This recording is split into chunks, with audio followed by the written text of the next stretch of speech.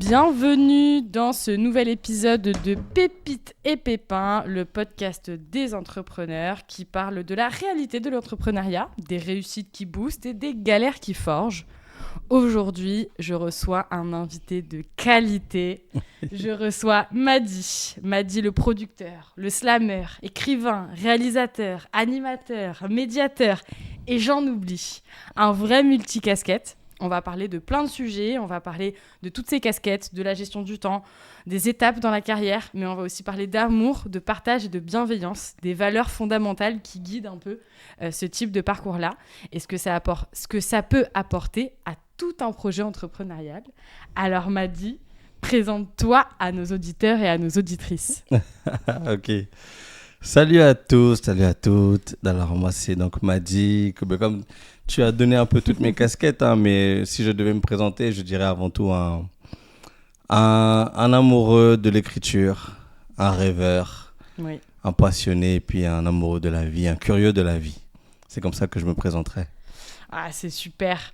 Est-ce que tu peux nous raconter un petit peu ton parcours ? Comment est-ce que toi, Madi, tu as entrepris ? À quel moment de ta vie et de quelle manière ? Waouh. Oui, je savais qu'elle était compliquée, C'est celle-là. tout un programme. C'était volontaire. On peut dire les âges et tout, hein, c'est bon, je peux dire mon âge, il n'y a pas de... C'est bon. C'est pour toi, Bon, c'est pour toi. ouais, bon. Aujourd'hui, en fait, j'ai 40 ans et tout a commencé à mes 28 ans. Ouais. Ma vie, elle a pris un autre tournant à ce moment-là.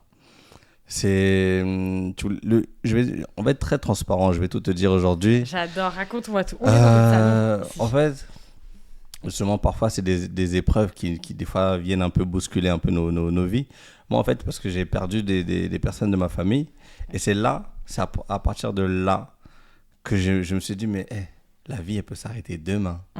Et je me suis dit, mais moi, si ça s'arrête demain, qu'est-ce que je laisse ? Qu'est-ce que j'ai réalisé ? Qu'est-ce que les gens vont même garder de moi, en fait, aussi ? C'est vrai. Et c'est là que je me suis dit, ok, j'ai envie de faire maintenant, je vais faire tout ce que j'aime à partir d'aujourd'hui. Ok. Et c'est à partir de là que c'est comme si une ampoule s'est allumée et je me suis dit, ok, qu'est-ce que je veux faire ? Ok, j'y vais. Qu'est-ce que j'aime faire ? De la musique. Qu'est-ce que j'aime faire ? Écrire. Et c'est là que j'ai commencé à m'activer, à aller chercher des gens pour aller enregistrer des chansons, à faire des scènes. Et c'est là que vraiment mon esprit entrepreneurial a débuté. Et c'est là que je me suis activé. J'ai commencé à aller découvrir le monde artistique, le monde de l'entrepreneuriat. Mais ouais, c'est des événements qui m'ont le monde de la vie qui m'ont fait ce déclic-là, donné ce déclic. Et donc, tu commences ta carrière... Enfin, non, tu commences ce parcours par un parcours art, en fait, un parcours artistique. Ouais, c'est ça. La musique et l'écriture, c'est Exactement, ça ? c'est ça. C'est-à-dire que c'est moi le petit amoureux d'écriture dans ma chambre à Montréal, au Canada, où je vivais. Et c'est là que je commence à écrire d'abord tout ce que j'avais sur le cœur. Et après, quand j'ai commencé à m'activer, c'est aussi grâce à mes amis qui m'ont poussé. Et c'est là que j'ai commencé à aller dans les scènes ouvertes de slam à Montréal. Okay. Et c'est là que je me suis fait remarquer et tout a déroulé en fait après ça. D'accord. Et comment t'es passé de Montréal à la France du coup ? En fait, j'ai vécu pendant 10 ans à Montréal et en fait, je suis revenu en France parce que j'avais gagné un concours d'entrepreneur du coup. Je m'étais lancé avec mes amis et on est arrivé 4e. Okay. On a gagné un prix. C'était dans le commerce équitable et le développement durable. Ça aussi, c'était quelque chose qui m'intéressait. Moi, curieux de la vie, tu vois. On m'avait dit, il y a un concours sur ça qui concernait les pays en voie de développement, donc dit du tiers-monde. Et moi, en tant que, enfant d'origine africaine, donc ça m'intéressait aussi de pouvoir être dans l'action, créer des choses pour ces pays-là. Et donc voilà, j'ai gagné un prix avec mes amis et du coup on a eu un partenariat de la ville de Paris qui nous a proposé de travailler avec nous. Donc je suis revenu en France et on a créé une structure et on a commencé à faire des vêtements, des bijoux. Et après la musique aussi a commencé à prendre aussi le dessus et après, comme ils disent les Américains, the rest is history. Mais il y a tellement de choses à raconter, mais voilà, c'est comme ça c'est pour ça que je suis revenu en France pour ce concours-là qu'on a remporté et puis pour créer les structures ici. Ok. Si je lis entre les lignes, mais peut-être que j'interprète, en fait, tu es parti de tout ce que tu aimes et de tout ce qui t'anime. C'est-à-dire que tu allais chercher des thématiques qui te passionnaient, qui t'intéressaient de près ou de loin. Exactement. Souvent, on se demande ouais, qu'est-ce qu'on veut faire dans la vie, dans quoi on veut travailler.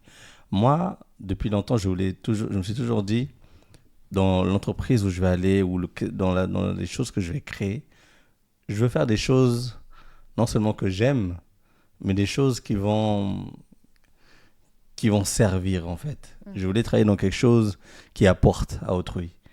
Et donc voilà, dans les choses que j'aime faire. Moi, j'aime l'art.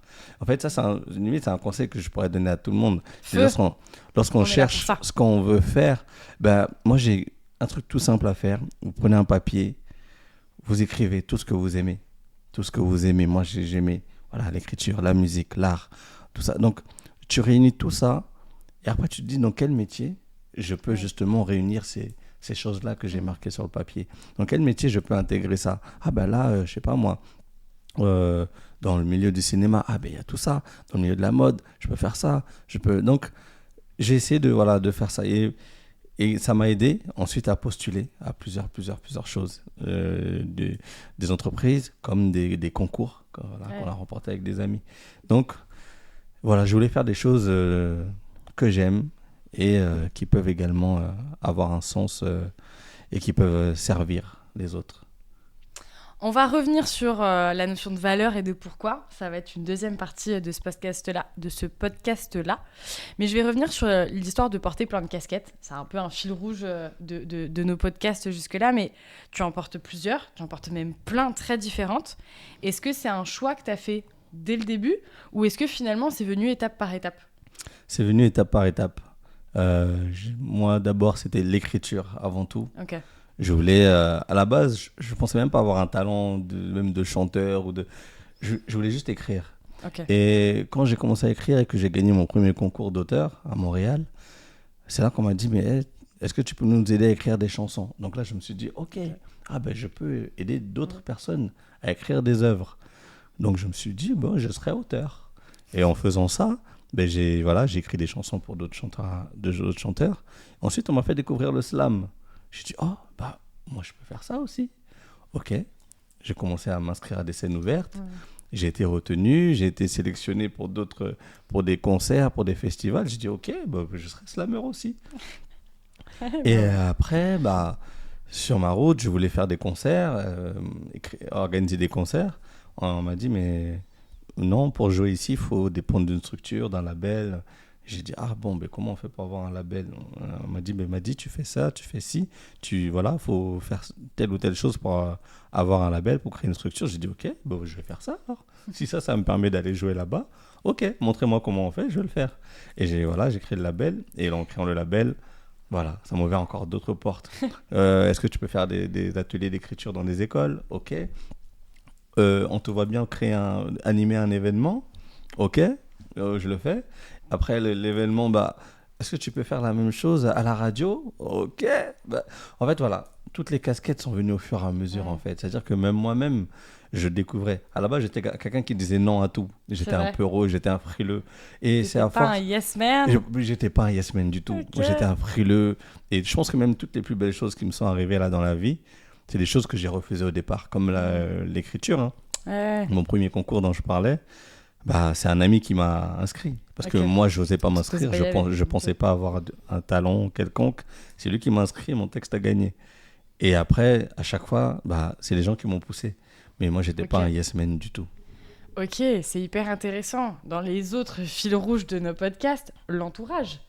Donc, il y a quand même une question qui se pose qui est, est-ce que ton entourage est encore aujourd'hui, parce qu'on parle aussi des expériences passées, mais c'est valable dans le présent, ce qui te pousse aussi à dépasser tes limites, à challenger ta zone de confort? Comment est-ce que cet entourage-là, il joue dans tout ça? Ouais, comme tu dis, en fait, c'est important l'entourage est important, de savoir bien s'entourer. Moi, les premières personnes qui étaient autour de moi, c'était mes amis. Ouais. Donc, je voulais toujours partager avec mes amis avant tout, parce que je pense que c'est les personnes qui me comprenaient le mieux, qui me connaissaient le mieux. Donc, même quand moi, je disais non, que j'avais un doute, bah, eux, limite, ils savaient même plus que moi si je pouvais le faire ou pas, en fait. Ok. Donc, c'est important d'avoir des gens, justement, avec qui on a des rapports vraiment profonds, avec qui on partage vraiment des choses en profondeur. Parce que si eux, mes amis, n'étaient pas là, j'aurais jamais osé quoi que ce soit. Donc, eux, ils étaient conscients de ma valeur, de mes qualités, que moi-même, j'ignorais. Et c'est eux qui m'ont dit, mais attends, vas-y, toi, tu peux le faire. Toi, tu peux réussir. Et c'est eux qui m'ont à chaque fois convaincu. Et après, qui m'ont poussé à me challenger. Et une fois que moi, j'ai réussi à me challenger, j'ai dit, mais waouh, ok, ben, je peux faire ça. Et après, ben, du coup, c'était devenu facile. Maintenant, je disais oui à tout après. Alors c'est fou, parce que moi je vais quand même vous dire, donc on se connaît depuis un moment, et pour moi tu es cette personne-là qui motive les gens autour de toi. Maintenant, aujourd'hui. Donc c'est fou, parce que tu dis qu'en fait tu as aussi des gens qui ont fait la même chose pour toi à un moment ou à un autre. C'est ça. Mais la personne qui dit, ah mais toi tu as ça comme compétence et tu pourrais avoir telle opportunité, et pourquoi est-ce que tu ferais pas ça?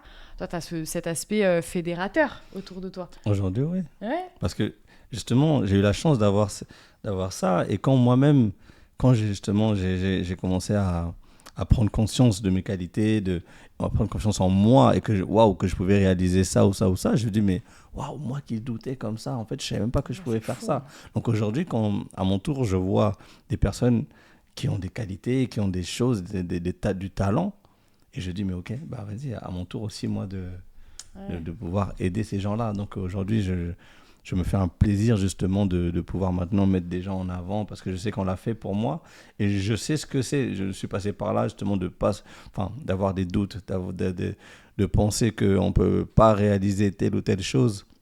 Donc maintenant, je sais voir ça chez les gens. Donc maintenant, j'arrive à le détecter les talents chez les gens, et aujourd'hui, maintenant, voilà, je me dis, mais si moi je peux le faire, donc je peux aider maintenant d'autres personnes à mon tour. Ah, c'est génial. Tu parles de doute, tu parles de questionnement. Est-ce que, pareil, un peu dans l'idée de un podcast ancré dans la réalité de nos parcours, quels ont été peut-être tes plus gros doutes à certaines étapes? Alors, je pense en plus au côté multicasquette, c'est pas toujours évident de jongler avec tout. Quels sont ces doutes et ces questionnements qui finalement ont réussi à te pousser à l'étape suivante? Tu vois ce que je veux dire ou pas? Ouais, je vois. Les doutes, bon, déjà, il y a on se dit la légitimité aussi. Ouais. Ça, je pense que beaucoup l'ont aussi. Des fois, tu te dis, mais ok, on me demande ça, mais on me propose ça, pourquoi moi? Et limite, tu trouves ça bizarre, tu peux même limite te méfier. Tu te dis, mais non, j'ai un doute sur cette personne, pourquoi elle me demande ça à moi et pourquoi pas à d'autres personnes? Et même la légitimité par rapport à d'autres aussi, tu te dis, mais waouh, il y a plein de gens qui sont là, qui sont talentueux, et pourquoi moi, voilà, qu'est-ce que moi j'ai de plus que les autres? Ça aussi, c'est des doutes qu'on peut avoir, qu'on peut se mettre à soi-même. Et après, les doutes aussi, c'est... Mais des fois, aller dans l'inconnu. Hein. Des fois, c'est des choses, on va dans l'inconnu, donc on doute, on se dit, est-ce qu'on va pouvoir réussir? Et est-ce que c'est assez fait pour moi? Donc oui, on passe par beaucoup de questions. Enfin, moi, je suis passé par beaucoup de questions comme ça, et au début. Et après, quand j'ai pu surmonter ça, waouh, après la ligne, comme on dit, c'était tout droit après. Hein. C'était tout droit une fois que j'ai surmonté ça, mais justement, je disais oui à tout. Je disais oui à tout, ok. Avant où je disais non, je suis pas sûr de pouvoir le faire. Ah, ça, je sais pas si je suis bon dans ça. Ah, je sais pas si c'est fait pour moi. Et une fois qu'on m'a dit, vas-y, essaye. J'ai dit, ok, vas-y, je vais essayer. Une fois que j'ai essayé et que ça s'est bien passé, j'ai dit, ok, en fait, ok. Vous voulez faire que je fasse quoi? Ok, d'accord, je suis d'accord. M'a dit, est-ce que tu peux faire ça? Ok. M'a dit, on te propose ça? Ok. Je suis d'accord. Je suis partant. Donc, à partir de là, j'étais partant pour tout. Ok, tu viens de toucher un point génial. Tu as dit, à partir du moment où j'ai essayé. Est-ce que c'est ça, le secret Je dis à tout le monde, tenté. On n'a rien à perdre. Lorsqu'on a quelque chose nous attire, un domaine ou un art ou quel que soit un poste, quoi, mais on se voit dedans, essayons. Essayons, tentons. Au pire, on va peut-être, justement, il y aura un échec, ou peut-être qu'on va se dire, peut-être que c'était pas fait pour moi, mais au moins on aura des réponses. Et même, On connaît tous la phrase de Mandela, il n'y a pas d'échec, on apprend, c'est une leçon à chaque fois. Moi, je dirais même que, moi j'ai une phrase que je me dis toujours, je crois que c'est Youssoupha qui dit ça dans une de ses chansons, il dit « Depuis que je n'ai plus rien à perdre, je ne fais que gagner ». Donc en fait, moi c'est ça, à chaque fois que je pars dans quelque chose, je dis « Mais on n'a rien à perdre ». Qu'est-ce qu'on a à perdre ? Viens, on essaye, on tente. Et quand tu vas dans cet état d'esprit-là, tu vas en toute détente, tu vas sans pression, tu essayes, tu as envie de après, ça ne marche pas, mais tu dis, ok, peut-être que soit je devais faire autrement, ou soit ce n'était pas pour moi aussi, tout simplement. Bien sûr. Donc ça aussi, il faut savoir aussi avoir ce recul-là. Tu te dis, bon, ça ne va pas marcher, ou soit, ok, on a essayé, on a tenté, soit on doit aller à gauche, soit peut-être le faire autrement. Ouais, complètement. Je pense que la peur, c'est quelque chose qui malheureusement empêche de faire plein de choses. Et je dirais peut-être même presque plus que les doutes, tu vois. Bon, je pense que c'est un peu personnel aussi, mais... Non, mais la peur. La peur de rater, la peur de se jeter dans le vide en se disant, si jamais je satisfais pas ce que la personne attend de moi, ou la peur de... Moi, j'ai eu très longtemps peur de déranger, par exemple. Et sur le point du développement commercial, moi, ça m'a posé problème pendant très longtemps parce que j'avais l'impression tout le temps de déranger et j'avais donc peur de déranger les gens. Et quand j'ai compris que, en fait, c'est une peur qui n'est pas très rationnelle et qu'il y a plein de méthodes pour passer au-dessus et pour combattre ça, tu te rends compte qu'en fait, tu déranges pas parce que tu proposes quelque chose d'autre, parce qu'en fait, tu es poli, donc tu donnes une alternative et en fait, les gens, dans leur journée, ils te diront non, c'est pas le bon moment et te rappelleront plus tard. Enfin, tu vois, il y a plein de trucs comme ça où je me dis, dans nos types de carrière, entrepreneurs, entrepreneuses de façon générale, j'ai l'impression que c'est cette peur-là, en fait, qui bloque le plus sur plein de choses. Et même sur le risque, tu vois. Il y a un truc de peur de prendre un risque. Alors que je pense que par définition, on est dans des métiers où... On prend des risques tous les jours. La vie est un risque. La vie est un risque. Donc, faut pas avoir peur de ça. Moi, justement, comme toi, moi, j'avais peur toujours peur de ne pas être à la hauteur. Aujourd'hui, maintenant, j'ai envie de dire, j'ai peur de regretter, de ne pas avoir essayé. Donc, je préfère avoir cette peur-là. Aujourd'hui, j'ai inversé le truc. Non, mais moi, je pense très fort à notre ami Kevin Silla, qui a un podcast qui s'appelle La réussite de l'échec et qui très justement parle de ce sujet-là, comme nous on en parle aujourd'hui, qui est, en fait, un échec n'est jamais réellement qu'un échec. C'est ça. Il y a plein de choses à apprendre derrière. On dit que la clé de la réussite, c'est de savoir surmonter l'échec, justement. Mais oui, donc, je pense que c'est vrai. Mais c'est dur quand on commence, quand même, tu vois, pour rationaliser... Pour remettre ça un peu dans du concret, je pense que c'est dur quand on commence de dire que ça, c'est vrai. C'est-à-dire qu'au niveau intellectuel, moi, je le comprenais très bien. Effectivement, l'échec est une leçon et c'est ça qui te fait grandir. Et bon, voilà. Mais entre comprendre qu'effectivement, un échec n'est qu'un échec et vraiment réussir à passer par l'étape de « Ok, je me suis planté et c'est pas grave. » Et en fait, t'en tires plein d'autres choses. Il y a un monde. Enfin, je sais pas si tu te rappelles de ton premier échec. Moi, je me rappelle super bien. mais c'est un vrai déclic, je pense, aussi dans la carrière. Enfin, dans ce type de carrière. Oui. En fait, moi, je me souviens... je ne sais même pas s'il y a des échecs... Il a tout réussi. Voilà. Non, en fait, je serais prétentieux de dire ça. C'était une mais je veux dire, peut-être... En fait, tellement j'ai voulu essayer plein de choses, tu vois, au départ, plein de trucs. Et par exemple, on va dire, au début, je faisais peut-être mal les choses. Moi, je voulais peut-être... franchement, si vous regardez mes premiers projets, par exemple, j'ai tenté des choses. Par exemple, au niveau même visuel, pour mes albums, au niveau de la DA, c'était catastrophique. Quand je regarde aujourd'hui, je dis, non, c'était... Mais ça m'a permis ensuite de rectifier le tir, de savoir aussi même moi qui j'étais vraiment. Parce que moi, je me voyais déjà, je me dis, je vais faire du rap et tout, je vais faire... Mais non, il y a des étapes d'abord, il y a des choses à apprendre, des trucs, des codes, Donc voilà, les premiers échecs, ça m'a appris à rectifier le tir, on va dire. Rectifier le tir et après savoir trouver mon identité. Après, une fois que j'ai trouvé mon identité, tout roulait. Mais je pense qu'au début, comme tu dis, l'échec, c'est difficile à encaisser. Mais faut savoir justement analyser ça et ne pas se décourager et se dire, OK, ça n'a pas marché. Bon, moi, j'ai voulu faire ça, mais peut-être que ça, c'est pas pour moi. Ouais. Peut-être que, mais ma voix est peut-être autre part. Faut savoir lire, en fait, justement, dans les échecs. Ouais. Je veux dire, peut-être autrement. Ou voilà. Non, mais je suis un peu sur... You're preaching as someone who's convinced. C'est archi vrai. Parce que tu parles d'avoir trouvé ton identité à un moment. Et du coup, moi, je pense très fort à tous les porteurs et toutes les porteuses de projets qui ont l'impression que tout est trop lent, que ça ne va pas assez vite, qu'on n'avance pas assez vite. Moi, je suis très partisane il faut prendre son temps.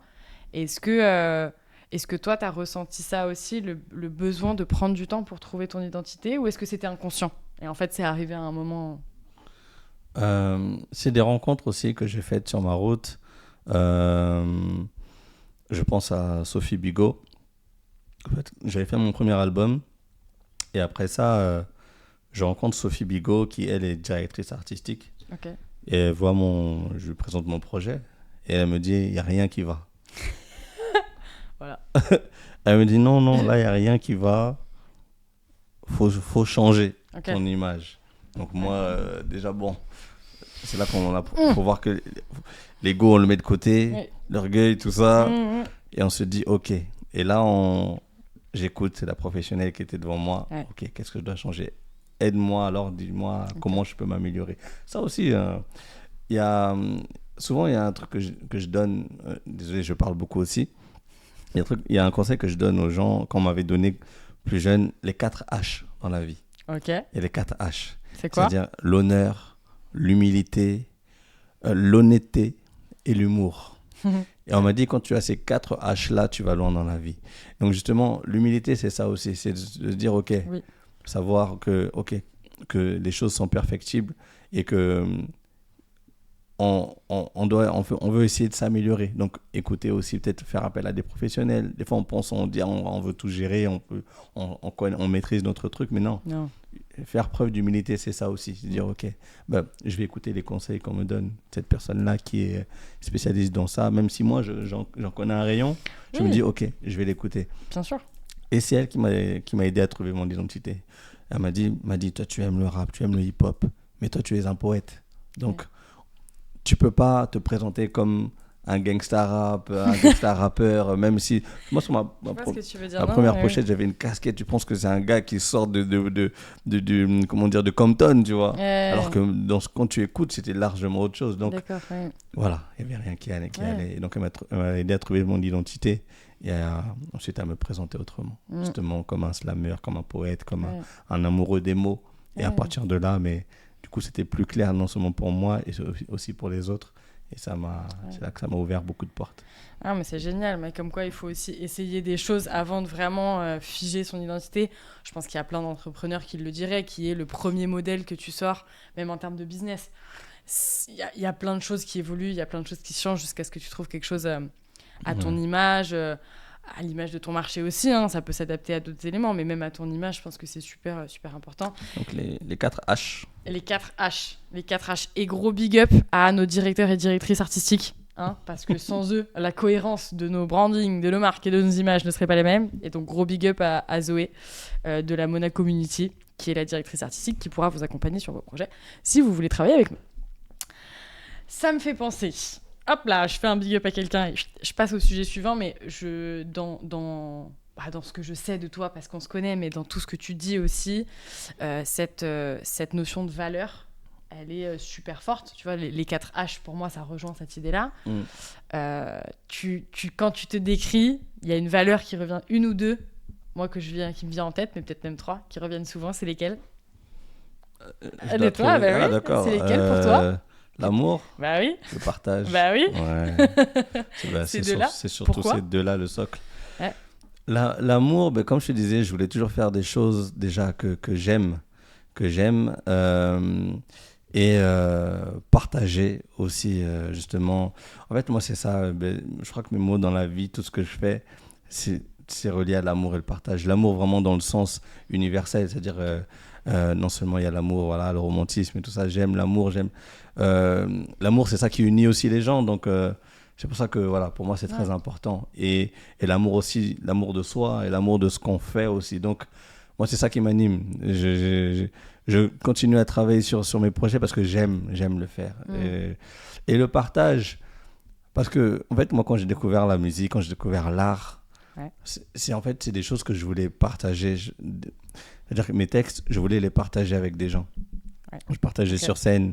Je voulais faire de la musique, je voulais la partager avec des musiciens, avec des beatmakers, avec d'autres chanteurs. Donc, j'ai fait la musique pour ça. C'était pour partager ma passion, en fait, pour la musique. Et jusqu'à aujourd'hui, si vous regardez mes albums, il y a toujours plein de featuring parce que je ne conçois pas de faire les choses, moi, tout seul. Et j'aime les partager. Et pour moi-même, je prends encore plus de plaisir à faire quelque chose que je partage. Même un truc tout bête, regarder un film. Je regarde un film tout seul, je vais kiffer. Mais le regarder à deux, je vais encore plus le kiffer. C'est comme un plat, je vais le manger tout seul, je vais apprécier. Mais le partager, c'est comme si ça lui donnait encore plus de saveur.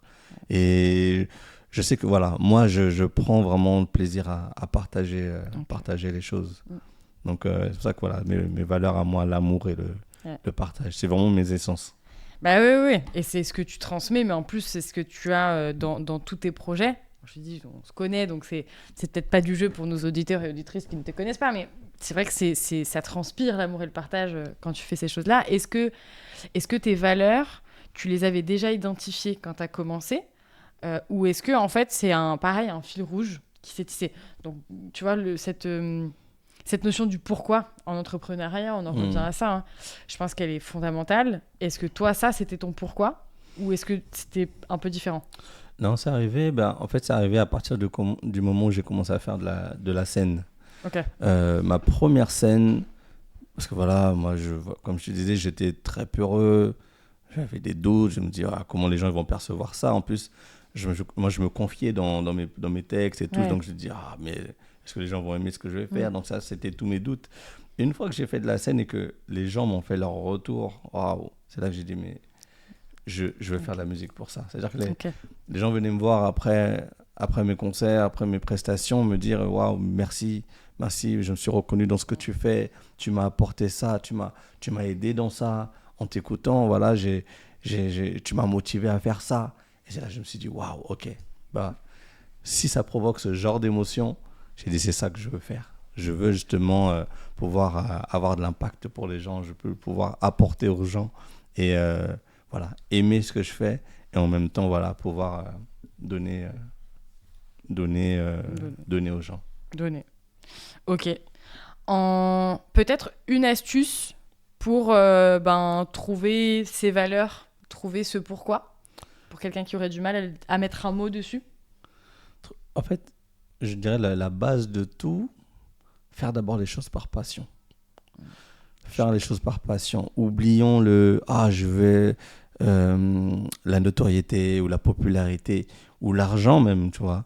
Faire d'abord les choses parce qu'on aime le faire. Le reste, il vient tout seul. Le reste vient tout seul. Et toujours se souvenir pourquoi on fait les choses. Se rappeler ça. Moi, j'ai eu des périodes de doute aussi comme tout le monde, tu vois. Et dans ces périodes-là, je me dis, mais pourquoi je fais ça? Pour quelle raison? Donc, j'essaie de revenir à la genèse. Qu'est-ce qui m'a poussé à faire ça? Et c'est là que je me dis, ok. Mais des fois, je me recroqueville un peu sur moi et je me dis, ok, je vais me concentrer sur ce pourquoi je le fais d'abord. Revenir à la genèse, à l'essence même de pourquoi je fais, pourquoi j'écris, pourquoi je veux faire de la musique. Et c'est, en fait, on devrait, voilà, revenir à ça et pour vraiment se connaître. Et c'est là qu'on, voilà, les valeurs aussi, pour moi, c'est ça, en fait. Voilà, pourquoi on fait les choses. Ouais, c'est super intéressant. J'adore. Non, mais ce truc du pourquoi, en plus, est tellement important. Moi, je l'ai sous-estimé, honnêtement, au début de l'aventure entrepreneuriale, parce que j'avais plus cette notion de vision, de où est-ce que je veux aller, que cette notion de pourquoi j'y vais. Et j'ai dû y repenser à un moment un peu charnière, et c'était génial, quoi, parce que ça a remis tellement de choses en place attends, mais pour ça, en fait, bien sûr, là et comme ça et de cette manière-là. Et ce que tu dis sur la notoriété, la popularité, l'argent, c'est vrai parce que ça fait quand même peur aussi de partir faire un business en se disant je gagnerai peut-être jamais ma vie, par exemple. Je pense que c'est des questions très communes dans l'entrepreneuriat. Et c'est vrai que ce truc du pourquoi, ça te remet du sens dans l'argent viendra. S'il vient pas tout de suite d'ailleurs, mais il viendra. Et le pourquoi ça drive au quotidien, c'est ce qui te permet de tenir sur la durée justement, sur le long terme. On n'est pas tous des startups à lever de fonds, bien que ce soit un super modèle, hein, attention, mais on n'est pas tous des startups à lever de fonds sur 5 années.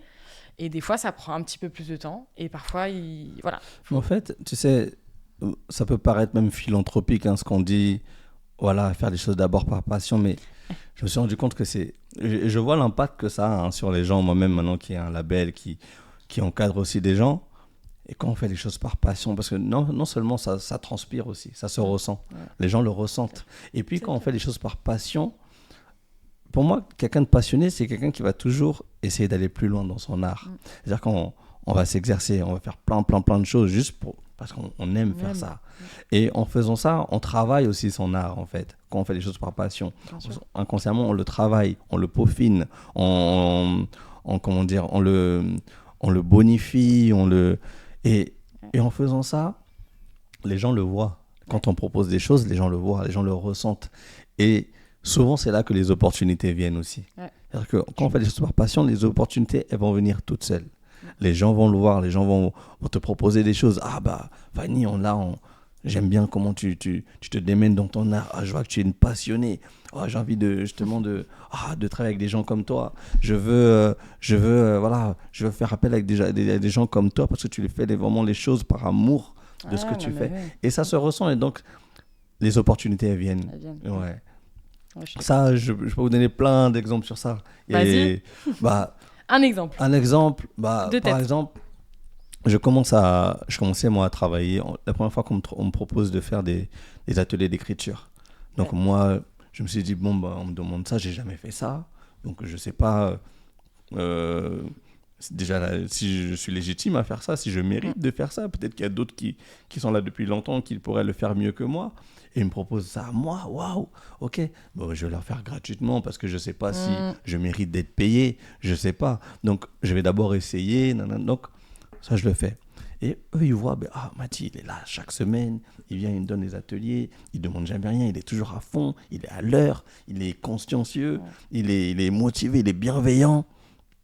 Et ceux mêmes qui m'ont dit non, on m'a dit, tu sais quoi, à partir de là, la prochaine saison, on va te rémunérer. Parce que ce que tu fais là, ça, justement, c'est beaucoup de travail, c'est des heures, ça a de la valeur, ce que tu fais. On va te rémunérer pour ça. Et tout ce qu'on m'a proposé après, c'était que ça. C'était que des gens qui venaient me voir parce qu'ils voyaient comment je travaillais. Pareil pour les événements. On m'appelle souvent maintenant pour animer des événements. Parce qu'à la base, moi, je n'étais pas animateur, je n'ai pas fait de formation pour ça, de l'événement, c'est rien du tout. Mais les gens aiment ma façon de faire parce que j'essaie toujours de m'appliquer, de donner de l'excellence dans ce que je fais. Donc, à partir d'un certain moment, ça s'est vu. Et les gens me disent, m'a dit, on aime bien comment il fait les choses. On va lui proposer ça. Est-ce que tu peux faire la même chose que tu fais là pour nous? Et les opportunités viennent. Quand on fait des choses par passion, ça se voit, ça se ressent. Et voilà, les opportunités, elles viennent. Et ça, j'ai envie de dire, limite, c'est une science exacte, mais... pour le voir sur le terrain, en tout cas, je peux vous dire que tous les gens que je vois faire les choses par passion d'abord, à un moment donné, il y a des portes qui s'ouvrent. C'est fou. Ça, c'est très important. Non, mais c'est clair. Alors, j'ai 2 chemins à prendre et je vais en prendre un premier et après, on prendra le chemin de la fin du podcast. Mais d'abord, parce qu'on en a quand même parlé un petit peu à droite, à gauche, cette casquette que tu as d'animateur, de personne qui encadre, que ce soit par le label ou que ce soit par tes ateliers d'écriture ou d'autres mêmes formats, parce qu'avec le Madison Square Garden, qui est ton événement, il y a une forme d'accompagnement. Enfin bon, cette casquette de la transmission, elle t'est venue quand? C'est quoi parce que ça, c'est fou aussi comme casquette qu'on partage.